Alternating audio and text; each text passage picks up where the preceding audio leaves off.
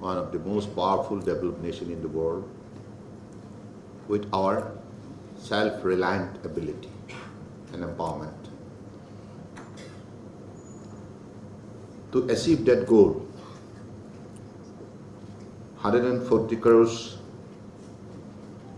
Indian citizens now all got assembled together in the spirit of Ek Bharat Shresth Bharat to contribute from their side for the speedy growth of the nation. आज की इस अवसर पर मैं इतना ही कहूँगा कि technology innovation hub IIT Guwahati, आप लोगों ने जो भी सफलता प्राप्त की है टेक्नोलॉजी के क्षेत्र में, ये प्रशंसनीय है, highly praiseworthy and inspiring for everybody, because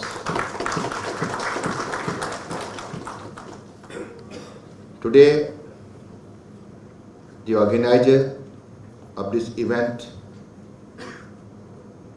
Professor Devendra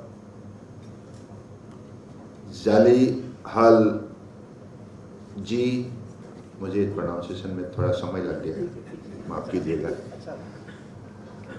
और professor SK Dwivedi ji, professor US Dixit जी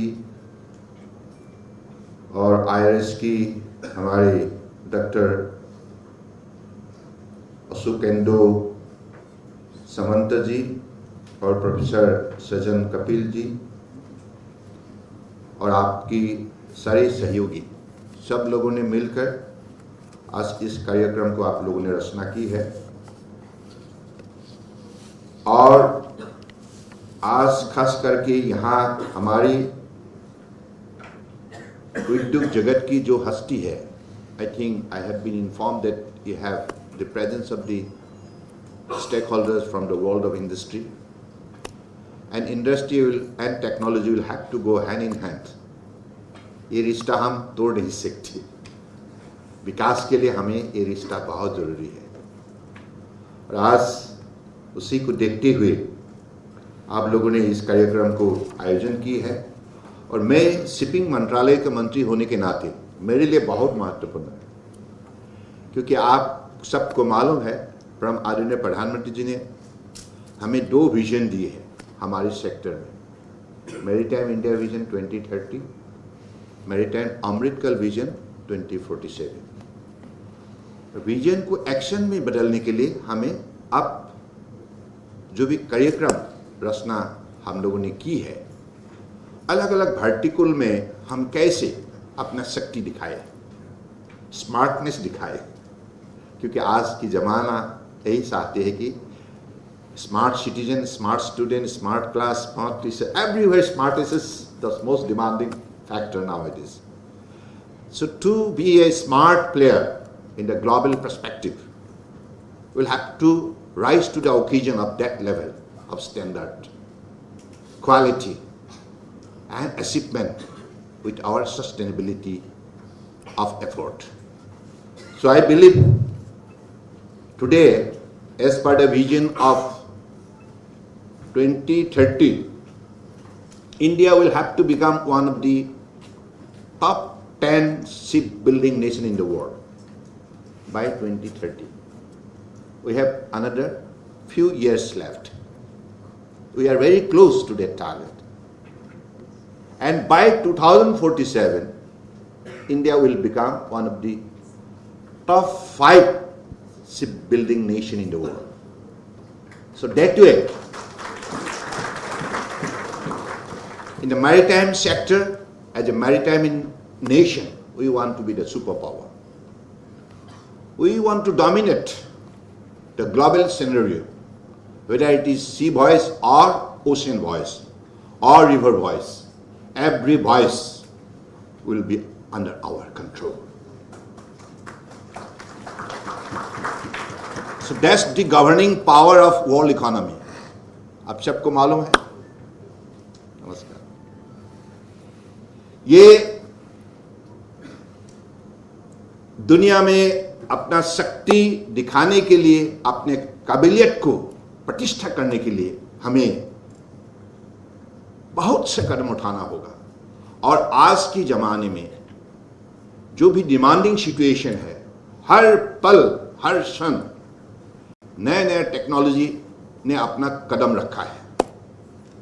आज आप लोगों ने जो अंडर वाटर वेल्डिंग, मुझे तो सुन के बहुत अच्छा लगा उस दिन जब जलेल जी मुझे बता रहे थे अंडर वाटर वेल्डिंग, या इसका मतलब है हमें ड्राई डॉक का कोई जरूरत नहीं पड़ेगा।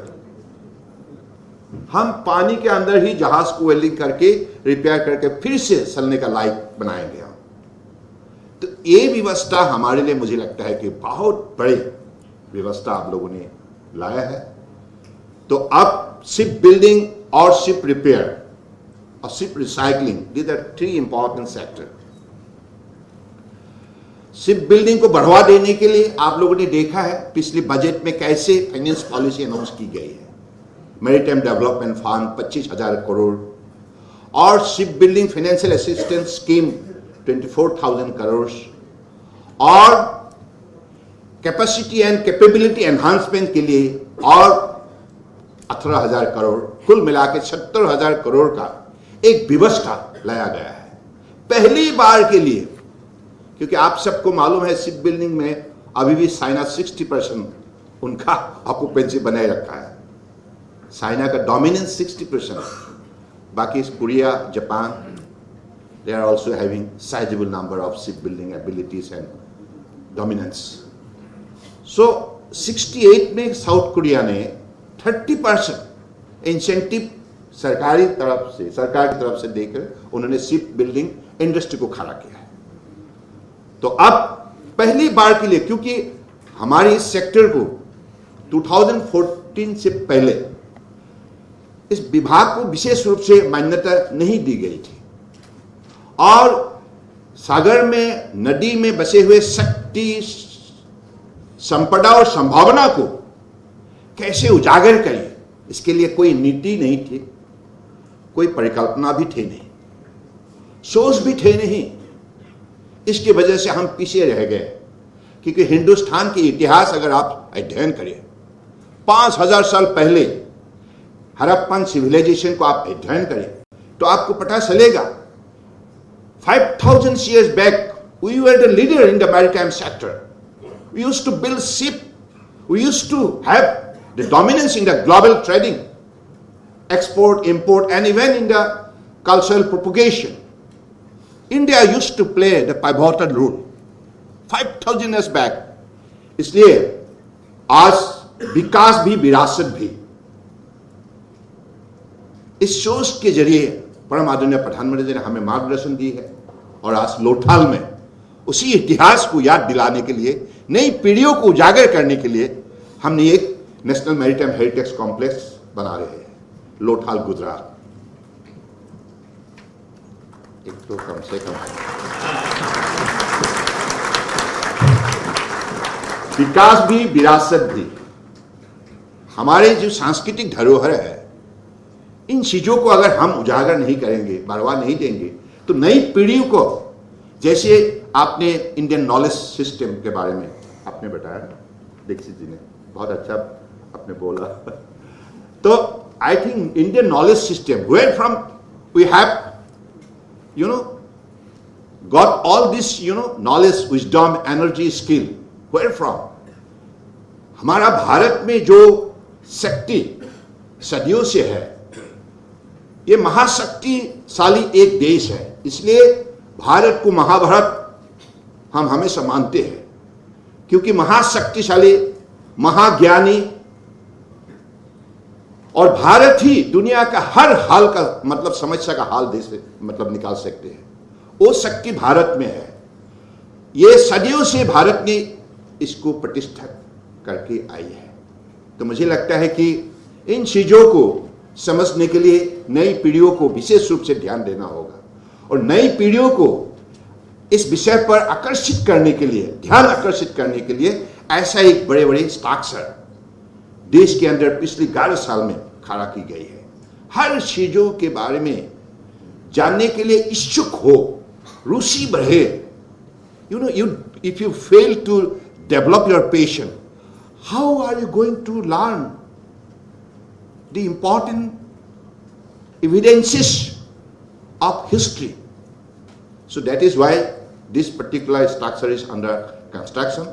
अगर आपका कभी समय हो तो please pay visit to Lothal, ये देखने का लायक है। दुनिया का सबसे बड़े मैरीटाइम म्यूजियम बनने जा रहा है, सबसे बड़े। आज तक ना यूरोप ने बनाया, ना अमेरिका ने बनाया, न किसी ने नहीं बनाया, चाइना ने नहीं बनाया। हिंदुस्तान इस सेक्टर में पहला स्थान लेने जा रहा है। वो भी संभव इसलिए हुई है, हमारे नेता है परम आदरणीय प्रधानमंत्री नरेंद्र मोदी जी।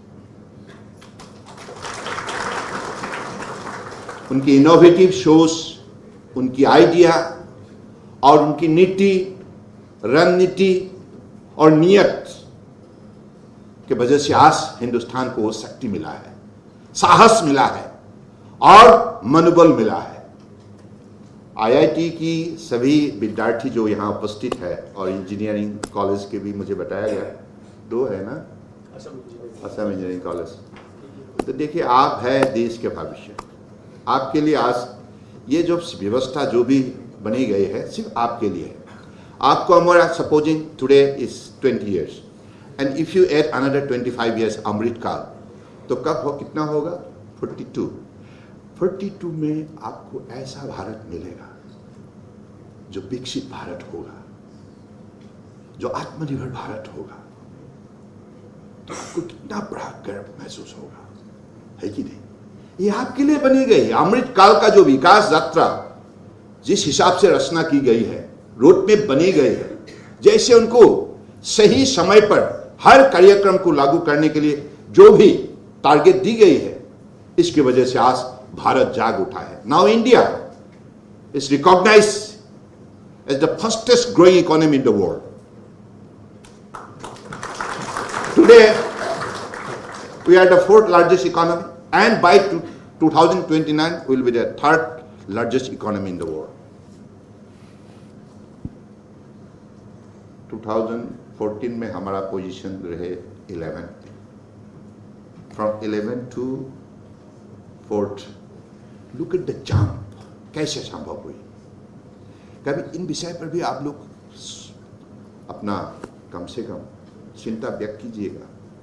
कम से कम इस विषय पर भी आप लोगों का बीच में चर्चा होना चाहिए, कैसे संभव हुई। हर कार्यक्रम को आप देखिए, अध्ययन कीजिए, अनुसंधान कीजिए, then you will discover the truth how behind this success story dedicated effort, day and night, untiring hard work being put into the right perspective by Honorable Prime Minister Narendra Modi ji. एक नेता जब ईमानदार होते हैं, निष्ठावान होते हैं, कर्मवीर होते हैं और देश के हितों के लिए 26 घंटा अपना समय देते हैं, भारत माताओं के चरणों पे समर्पित भावनाओं से जो सेवा उन्होंने की है, इसकी वजह से आज देश को शक्ति मिला है, देश को साहस मिला है। और उन्होंने सबसे बड़ी एक नीति अपनाया है, सबका साथ सबका विकास। शुरुआत में सबको लगता था ये पॉलिटिशियन मामूली एक स्लोगन है, लेकिन हकीकत में आप देखिए, जब आप सबको साथ लेकर चलेंगे तो आपका शक्ति बढ़ेगा। United we stand, divided we fall. That's the principle of integration, cooperative federalism.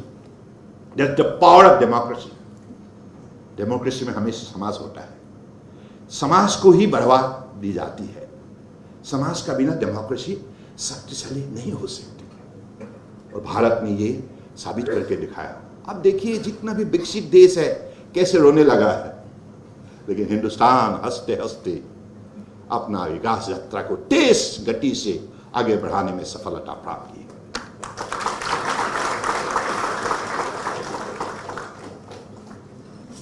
Today I have a small writer. आप बुरा ना माने तो मैं पढ़ूं, क्योंकि कभी कभी क्या है, जब भी पढ़ाई होती है तो लोग थक जाते हैं। क्या पढ़ने लग गया मंत्री जी, टेक्स्ट बुक देना चाहिए था, है ना। यहाँ कुछ टेक्स्ट है, तथ्य का आधारित मैं इस दस्तावेज को प्रस्तुत किया है, तो इसलिए अगर आप सहयोग करें तो मैं पढ़ूं। इजाजत हाउस का सही है, यही डेमोक्रेसी है ना।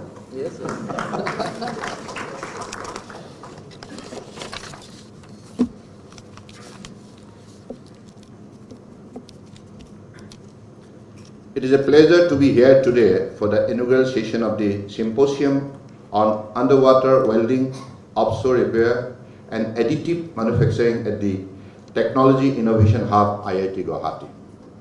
I congratulate Technology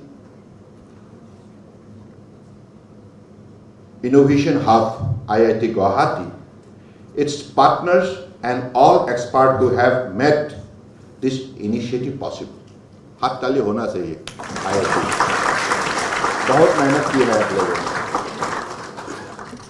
Under the leadership of Honorable Prime Minister Narendra Modi ji, India is steadily strengthening its maritime capabilities, improving port infrastructure, expanding inland waterways and advancing the blue economy.